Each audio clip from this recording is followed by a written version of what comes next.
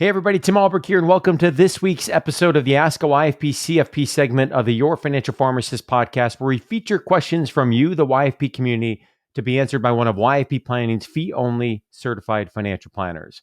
Before we jump into today's question, I want to give a shout out to YFP Planning's incredible team that makes this segment possible. YFP Planning offers fee-only comprehensive financial planning that is customized to the pharmacy professional. You can learn more about those services and book a free discovery call by visiting yfpplanning.com. Again, that's yfpplanning.com. Tim, this week's question we had come from a webinar that we did recently, and I think it's a really good opportunity for us to talk about some of the strategies around creating buckets for saving. And that question was, how might I structure bank accounts to make budgeting easier? And how can I consider utilizing direct deposit to make my budgeting process more systematic? And I've heard you, Tim, talk several times on the show about how for you and Shay, you guys have buckets of savings, whether it's things like saving up for a trip or a vacation, maybe it's a future investment property. Back in the day, you had one before you purchased the RV. Yeah. So talk to us about why you feel like that bucketing system is so important and why we implement that in terms of the planning team working with clients. So, the way that I look at, how money should flow through one's household is I look at it kind of in three separate silos, and one, there really shouldn't be a whole lot of flow. It should be pretty static. So the way that I structure this in my mind is you kind of have your everyday checking account. So this is where, you get paid into this account and you spend most of the bills, pay most of the bills out of this account. On the other side of the spectrum, you have your emergency fund. So this emergency fund would be the second silo. So this is where you park 3 to 6 months of non-discretionary monthly expenses. So these are expenses that are going to go out the door regardless if you work or not. A mortgage payment, rent payment, student loans, insurance premiums, food, all that stuff. And that basically is, okay, I need 20,000, YFP says I need $20,000. I'm going to stick that in a high yield savings account and just forget it's there. The third kind of silo, which I think is really important to kind of align your spending with your goals, your savings with your goals, is the sinking funds. So the sinking funds are, so Tim, if we sat down and you and Jess were saying, hey, we really want to purchase, like we want to move and kind of upgrade a house. So, we want to, then buy an investment property. We want to make sure we're taking the boys on trips. The sinking funds that we would establish for you would probably be something like home purchase, which Right. we would then either, set a target and a timeline for that says, okay, every month we're going to put $500 into that until it reaches, a $30,000 down payment. We could also have an investment property, or sometimes we would repurpose the home purchase account to an investment property. A lot of times what I tell homeowners is, like, after you have that home purchase, you're going to want to repurpose it to a home maintenance, because you're going to have those things that pop up. And then the other one, outside of investment property, is going to be the travel fund. And the way that we have our travel fund is we have a travel fund, and then we have sub accounts that says, okay, this is the sub account for Disney World. This is the sub account for Paris. This is the sub account for, camping, that type of thing. So I think what that does is it clearly delineates and connects your spending and saving and budgeting to the goals that you have. So, and I think that's so important because a lot of the times that kind of gets lost in the shuffle. If I look at your account and you have $50,000 in cash, in your savings account, and I say, hey, what's that for? You're like, well, 20 of that is for emergency fund, 10 of that is for this. 10, so you're already doing the mental accounting anyway. So my point is, like, do the actual accounting, like actually delineate it out, set a target. So we have some things like, another example of this, we have a kid account. It's a savings account, and each kid has a sub bucket that we put an amount of money in. And this is for things like activities, and Benji's in there. Benji's our dog. We just basically took Benji to the vet and spent, a couple $100, which is not in our regular, budget, because we go once a year. He gets groomed every couple months. So these are, back in the days, they would spike up, and I would be like, oh, where are we going to get this money from? So we had to pull out the credit card and then figure it out later. So now we're just making those payments monthly. And then when they come up, we say, okay, Benji's vet bill was $300, so we're going to move that and pay that off. So some of these types of savings are ongoing. So as Benji gets older, his vet bills are going to increase. Like, we'll just kind of let that go. Some of these is like, once you get to that target, you turn it off, and then you repurpose that $500 as the example I gave you before. And we say, okay, now we want to move some of that here and some of that here. So the whole design of this is really to kind of be super intentional with your budget, with your savings, and really align that. So like, when I look at someone's banking, I think that their banking should look very much like, what are their kind of near-term goals, right? We know retirement is going to be taken care of by the 401k, the IRA, that world. And that's a long-term thing, which allows us to invest and take risk. Yeah. The shorter term things that we're talking about here, if you were to say, hey, I have $50,000 and I want to, put it into an investment property next year, where should I invest it? I'm like, don't, because, the market could be down 30% next year. It could be up. We have no idea. So for that safety, put it in something, get a known interest rate back.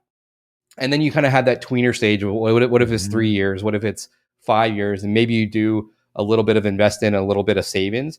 But for me, I think the purpose of this question is it's just being intentional with what your plan is. And for a lot of us, it's sitting down and saying, what is the plan? What is the goals? And then, construct your banking in a way that you're fulfilling, you're starting to check those things off, and just being intentional with the money. Yeah, I think this is one of those things, Tim, that I think we underestimate the power of. And we see it with planning clients. When you and I have the opportunity to speak with, pharmacists, fellows, residents, different groups, this is one of those like light bulb moments where people take this away and they apply it. They're like, wow, that was a game changer. And what's fascinating about it, you gave a cool example with $50,000. You could have, numbers that are no different, right? You got $50,000 kind of in one lump account, and then you have $50,000 in another that's divided between different goals. But what happens is often the momentum that can come from visualizing those goals, seeing the progress towards savings in those goals, and then the further action that you take towards those. And it takes a lot. We talk about this often on the show. It takes a lot of the unknown, or I wish, I hope, what about this, what about that? And the stress that can come from that out of our mind. And we have a system. Ramit said, he talks about it in the book, I'll Teach You to Be Rich. He talks about it as automation. You're automating your financial plan based on the goals. Sure, it takes a little bit of time to get set up, probably quicker than you may think. But then ideally, each and every month, we're getting paid. That money's going into our checking account via direct deposit. And from there, we're automatically allocating it to the different savings accounts, that Tim's talking about here. And we outline this a little bit in detail in episode 57 of the podcast. We'll link to that in the show notes. But Tim, visually paint a picture, right? So when you log on to your Ally account, you see multiple things, right? You've got a base checking account, and then you see all these different sub accounts that are named according to the goal, correct? Correct. So I'm looking at my Ally account right now, and I have, so basically the way that we have ours set up is that we have, I have 3 checking accounts. I have one that's a joint with my wife. I have one that's mine, that's kind of like my play money, to do as I wish. And then I have one with you as we, do different things, money wise. So, and then from there, it's supported by, the first thing I see from there is my high yield savings. It's the emergency fund. So it says the name of the account is emergency fund. And then the way that I delineate it is I put a little asterisk next to that, and that means it's fully funded. The one under that is the cars account. So this is where we are essentially, it's a maintenance account, but then it's also, we're basically paying ourselves a car payment. So then when we go to buy our next car, Yeah. we're not taking out a note, or we're taking out a very small note. Mm-hmm. So for that one, there's a plus sign next to cars because it just tells me that that is still yet to be funded. We have a gift account. So one of the things that we ran into, so like we like to celebrate Christmas, and at the holidays we're buying gifts. It was always like a spike in our spending at the end. Yeah. So we're like, okay, if we spend, just throwing numbers out, $1,200 for Christmas, then $100 a month goes into that account, and then at the end, that's our pot of money to spend, and we'll spend it on different things throughout the year. So we might plus that up. But we have a home maintenance, we have a home down payment account, we have the kids account that I mentioned, we have a travel account, we have annual expenses. So and a lot of these have sub accounts. So the annual expenses would be, we have an au pair that we, we'll basically save for that. Life insurance premiums, things like that we're going to pay in bulk. And then we have an account that's just dedicated to our real estate investment. Mm-hmm. So it's, the address of the house, and then there's a vacancy sub account, there's a CapEx sub account, there's a cleaning sub account.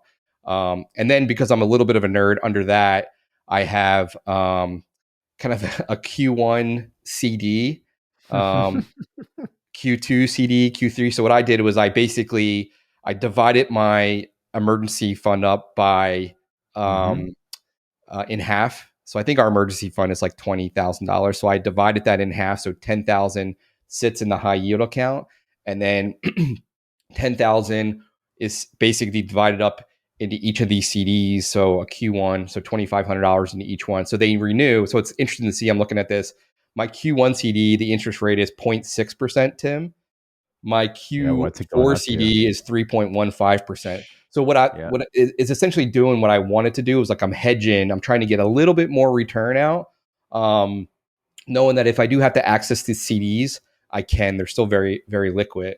That's crazy though. The high yield savings now is higher than the CD rates, right? That were back in Q1. So, and I think to kind of go back to your point, like one of the things about this is like, I feel like if this was just a pot of like $50,000, I think there's a few things that go on, but the two things that go on is like, I think people a lot to do the mental accounting anyway, but I think you can also you can kind of be a prisoner of the moment, and you can say, oh, look, this happened, I have to do this right away. And for me, like, kind of being a prisoner moment, or trying to direct money where there's a lot of pain or excitement, I would have to like take that money out of like the Disney account, you know what I mean? Like the travel account. So for me, it really, like when you put money into 401k, most people, they leave it there because they know of all the penalties related to that.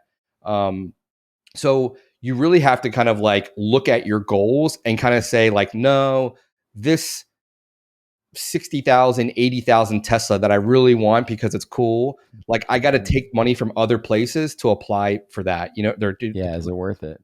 So then but I think the other thing too is almost the opposite side of the spectrum is like, I think sometimes you're just like, it's kind of like, what's this money for? You're like, I don't know. Like, what is it for? Like, I don't really know. I have this pot of, and I think we've seen this a lot over the pause with student loans. People have been amassing dollars, and a lot of it at first was like emergency fund, and then we kind of got past that. It's like, okay, what's this pot of money for? It's like, I don't know.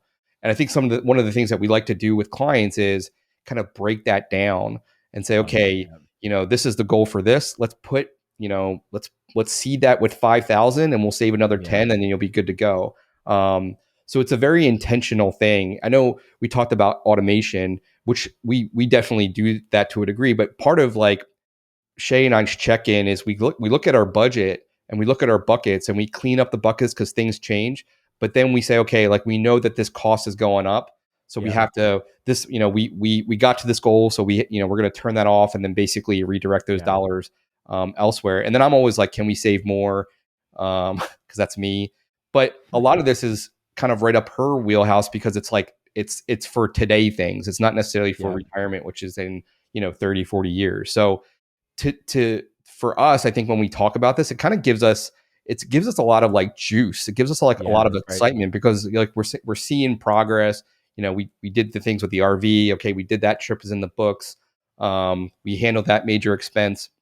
So I think it gives us a lot of juice and energy to kind of keep going and be Yeah. excited about like what's on the horizon for us. So I don't know. We kind of nerd out on this a little bit. Well, I think the reason that is it's the practical implementation of the vision, right? I mean, it's Yeah. one Yeah. thing that we have the vision. It's another thing that we actually start to see it come to Yep. life, in terms of the buckets and things. So I love it. And for folks that are, hearing this thinking, oh man, I'm getting jacked up, and I'm also like overwhelmed with, I just heard, rattle off 6, 7, 8 accounts. Like, just start with one. I think the low hanging fruit is often, that maybe you've got some money that in your mind you're looking at it as part of an emergency fund that's represented just in one lump account. Like, start with the emergency fund, call it that, Yep. whether it's $500 or $30,000, like, get it out into a separate account. And then as you further define your goals and get clarity, obviously you can get more detailed, with the system that you have, but don't get paralyzed, with getting started. So Yeah. I'm And so glad. I think the other thing just to mention real quick, Tim, is like, I think the danger here is that and I've said this before, I would do a lot of one or two things than a little bit of like, Yeah, that's right. 8 things. Right. Hmm. So, a lot of these accounts that we are, excuse me, that we're funding, like we've turned off because we've met our target that we need Yeah. there. Some that we're always going to be like, the kids account, the Benji account, like I mentioned, we're just going to keep rolling with that. But I would say, focus on like, if you don't have the emergency fund, if you're that person that has the $50,000 and you're like, okay, I probably need 20, peel that off, park the 20 there. And then the Yep. 30, you would say, okay, I have a trip coming up. That's going to be $5,000. So then, and then once you kind of get that dollar seated, then you would sit down and say, okay, I think I can save $1,000 or $500, whatever the amount. And then start Yeah. saying, okay, I'm going to pick these two things and I'm going to put 500 there and 500 there. So I think the danger sometimes is like, all right, I have $1,000 and I'm going to spread that across 20 accounts, Hmm. and then you achieve a lot of nothing. So it's almost like, sprint to the finish line for this goal. Once that's off, shut Yeah. it off and then go to the next one. And I think that's you'll have a better feeling of progress and an accomplishment if you roll that way. Yeah, and I want to give another shout out to our planning team, because I think this is such a valuable part, you know, throughout the planning relationship, but especially early on, is that you have, an objective third party ask some really good Sure. questions. Yep. Let's get clarity on the goals, the buckets, the system, some accountability in developing that. And just putting it on paper. I remember, Jess and I working with you early on. It's like, okay, spreadsheet, what are the goals? What's the priority of those goals? What's it going to take to consider that fully funded? And where are we at with those today? And once you get that momentum going, as you mentioned, kind of the system of like asterisk equals fully funded, plus sign equals you got work to do. Like, you start to see, the progress, and it's very clear of what we want to be working on, Yep. coming up and into the future. So glad this question came forth in a webinar that we did. I think it's a great one in terms of an opportunity to talk again about the savings buckets. If you have a question that you'd like to have featured on an upcoming episode, two ways that you can submit a question. One, you can email us info@yourfinancialpharmacist.com, or you can also record a question by going to yourfinancialpharmacist.com/ask YFP. As we wrap up this week's segment of the podcast, an important reminder that the content in the show is provided for informational purposes only and is not intended to provide and should not be relied on for investment or any other advice. For more information on this, you can visit yourfinancialpharmacist.com/disclaimer. Thanks for listening and have a great rest of your week.